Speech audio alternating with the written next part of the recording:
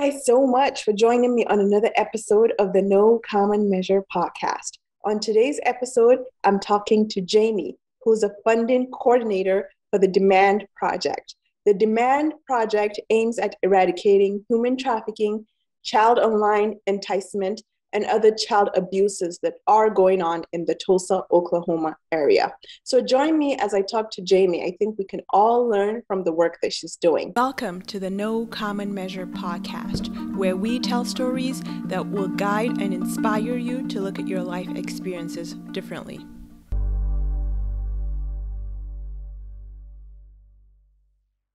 So, thank you so much for joining me on this episode. I did a little bit of research on the Demand Project. So I know what the Demand Project is, and you are Jamie. So can you please tell us what the Demand Project is for those people that don't know what it is?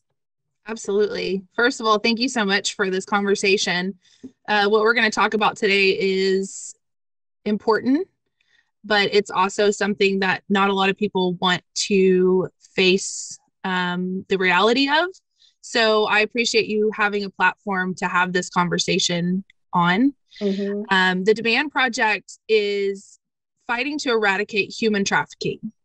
The crimes against children that we fight is human trafficking, commercial sexual exploitation, online enticement, and child abuse imagery.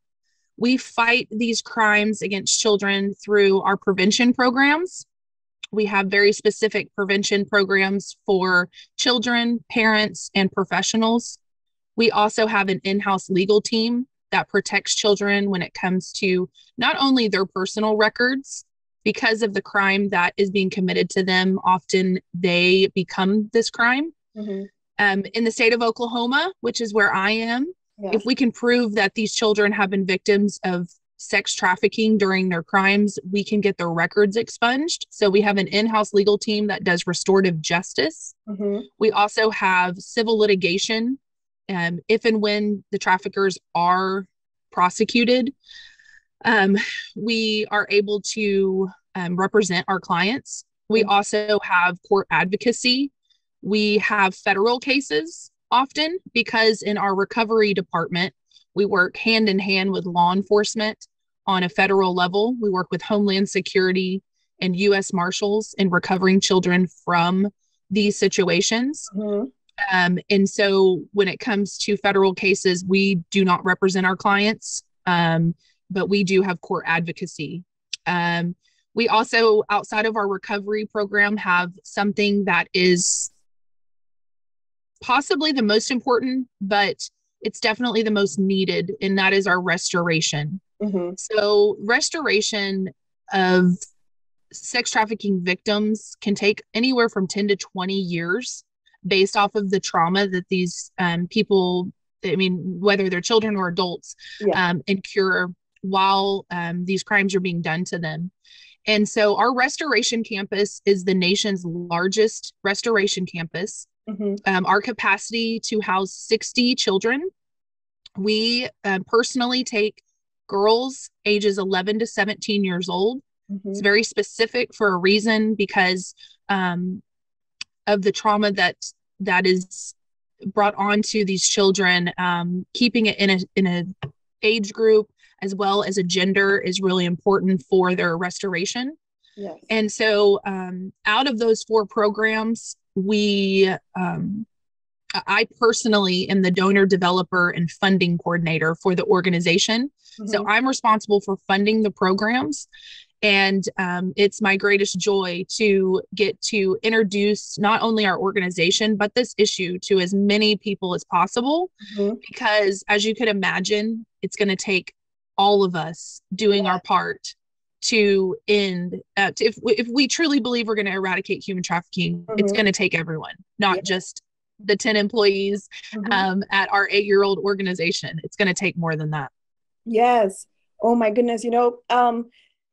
This issue of trauma issue of trauma is even something that's big, especially sexual trauma, because I was reading somewhere that victims of trauma don't even know that they're actually undergoing trauma. And when you remove them from the situation, they actually want to go back, What percentage of the people that you help and rescue actually come to you by their own will? Well, the majority of our clients are children. Yes. And so, especially in the teenage years, they don't think they're in trouble. Yes. Trafficking in the United States is relational, and that's important in understanding their trauma, because relational trafficking is a coercion. It's a grooming. It's a very intricate inner web of trauma that oftentimes makes these children think that it's their idea. Yes. Right? It's they're choosing this. Well, at the Demand Project, we believe that children cannot consent. No. So we don't believe in a child prostitute, because even the word prostitute gives us an idea of consent. And children cannot consent. So if they're in a trafficking situation, which is serial rape of multiple people as the perpetrators and in exchange for goods.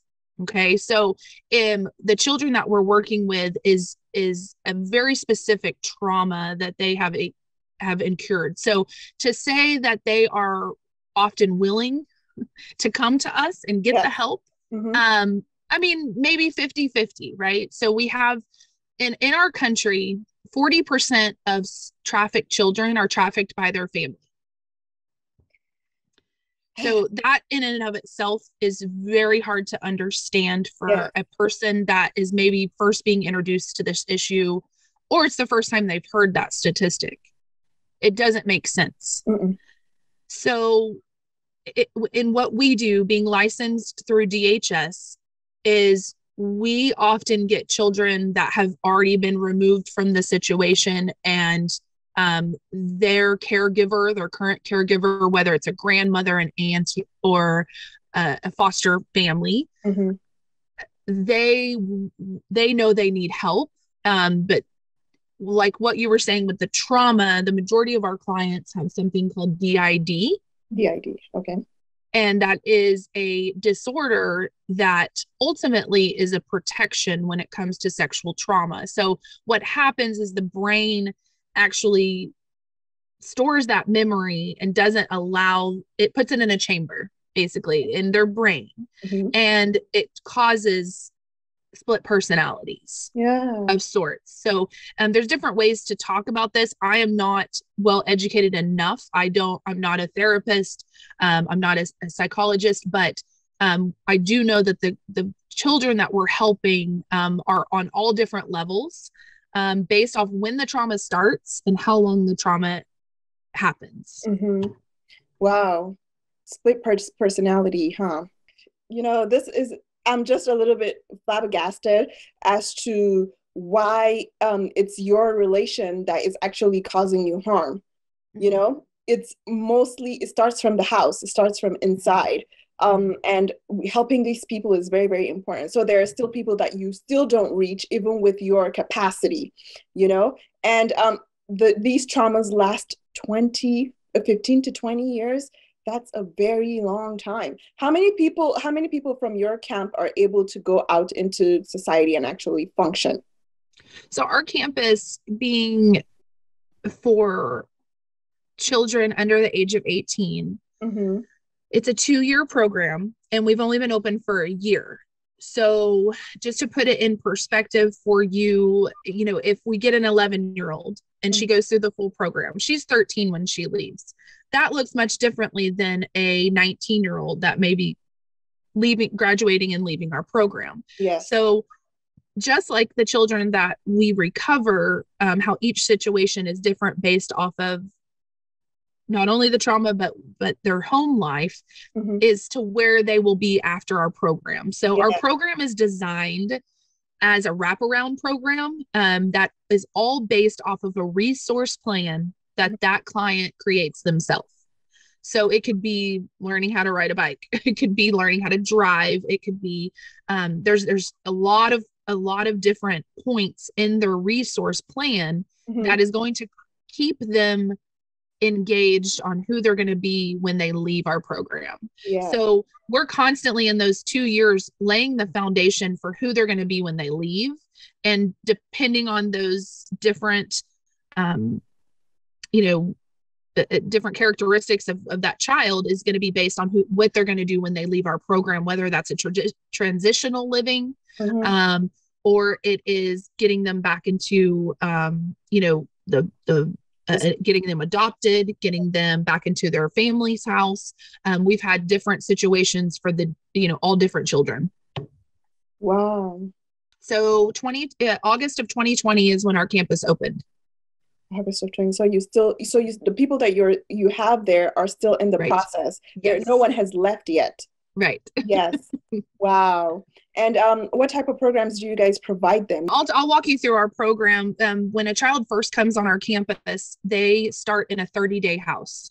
So that 30-day house is going to be a place of establishment of regulating their diet, regulating their sleep, regulating their mental health. Mm-hmm. We do not do medical detox. So if that's something that needs to happen, that will happen before they come to campus. Mm-hmm. But even if they're not addicted to heavy drugs, they will probably be detoxing from cigarettes, marijuana, cell phones. They don't have cell phones on campus. As you can imagine, if you were to be taken out of your current life situation and put in a house for 30 days, the things that you would go through just based off of your normal life, right? Mm-hmm. So we're taking these girls out of criminal activity and they're coming into a safe, structured place. Mm-hmm. So there's a lot of things that get worked out in the very beginning. We assess their education. There's normally a gap in their education. Mm-hmm. We assess their health. So we make sure that the first 30 days, they're going to a lot of appointments with getting them regulated in just to with their health, mental health, physical health. And in the last probably week or two of that 30 days, depending on the child, mm-hmm. that's when the program really starts. That's when we start their resource plan. That's when we assign them their mentor, their therapist, mm-hmm. Our program director. There's a house guardian. We have our legal aid. Everybody gets wrapped around that child. And so it's essentially your team is your team throughout the program. Mm-hmm, mm-hmm. We have a school. So once we assess and figure out what grade they may be in, then when they start the program after those 30 days, they are doing school daily. We have a dean of schools that's on campus, and she is over all of the girls' schooling. We also do life skill classes every single week. We have financial education. We have spiritual well-being. We have legal, physical. It's like we have several different things. But it basically their day-to-day is as if they were a normal child. They wake up, they have their chores, they cook their meals all in the house together. Mm-hmm. They go to school. The school is on campus, so they go to school every day. When they come home from school, they have workout plans. They have study hall. They it's kind of like you there's a normalcy in it. It's like a norm. As a child, yes, almost like it is kind of like a college campus. It's 54 acres. It's 9 buildings, and they spend that time learning about themselves, mm-hmm. learning about family units, learning about relationships and adult conversations, and mm-hmm. Maybe even just childhood things, like things that they've never experienced in the way that they were brought up. Mm-hmm. So how much level of comprehension do you think is being lost when they are being sexually trafficked or they're experiencing their trauma? When they come to you, how can you gauge their level of comprehension? Because I am thinking about it from a point of view of an 11-year-old. Mm-hmm. You mentioned that an 11-year-old, these people that come to you guys are able to pick their own plan, how they want to complete the program when they come to you guys. So how much how much can an 11-year-old decide? An 11-year-old that has gone through trauma, how can they decide what program works for them? Right. So the program in and of itself is concrete. As far as the things that we do in those 2 years, the resource plan that's unique to them, like the 11-year-old that was on campus, again, she wanted to learn how to ride a bike. So something that simple. And that resource plan, we don't deviate from the things that they originally put on there whenever they first create it, but we do add to it. So it's evolving. It's evolving as they're going through their therapy. It's evolving as they are going through their education, as they're becoming more sound mind, as they were becoming further removed from their situation and starting to engage with somewhat of a normal life, right? Like our campus is a very special, very secluded place. It's not like everyday life, but it's so needed for them coming out of what we would never say normal, but they're normal, to a place of really sanctuary, to a place of healing and restoration. And so our program is 2 years. That's what it's designed to be, but that could be 3-4 years for a child, or that could be 6-8 months for a child. I mean, it's really based off of their team and how together they can make moves in the right direction for that child based off of how they're doing. Yes. My fear with that is once a child completes the program, there's this stage of relapse. Do they get to come back to the program? Oh, yes. Yeah. I mean, we've had that happen. 16-year-olds think they're grown, which we were all there. We were all there. They think they know it all. And they think and so, yes, I mean, absolutely. We're working with teenagers here, right? Like just a teenager in general, let alone any trauma, is unique. Yes, they're all unique. So, yes. So that has happened. We do have, so for the past 8 years, the Demand Project has had what's called a non-residential program. So it's the similar idea, the wraparound program, but we didn't have a campus. So it was non-residential. It was local here to the Tulsa community, where Metroplex, where we could do the wraparound program for children in our community. The campus, now that it's open, again, is very specific age. So if we have someone outside of that age group, or outside of, the gender of just being a girl, if we have a boy, we do our non-residential program with those that fit into our program. But our campus is open to the entire nation.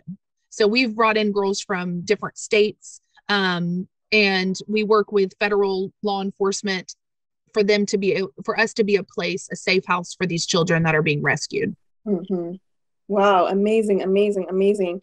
I'm so proud of what you guys are doing. You have taken your place in society to help reduce, the trauma related issues that we have in society now, because without you guys, who knows what these kids would turn out to be, They could be found in a ditch somewhere, or, they could be the ones committing crimes in society because they don't know how to deal with their own trauma. So I am glad that you are all taking your place and doing your part in society. What are key factors for us to be able to tune in and be like, okay, that person needs help? Yes. I'm not saying that we have to intervene in people's lives. That's not what I'm saying. I'm saying just mannerisms that we should watch out for when we see people outside.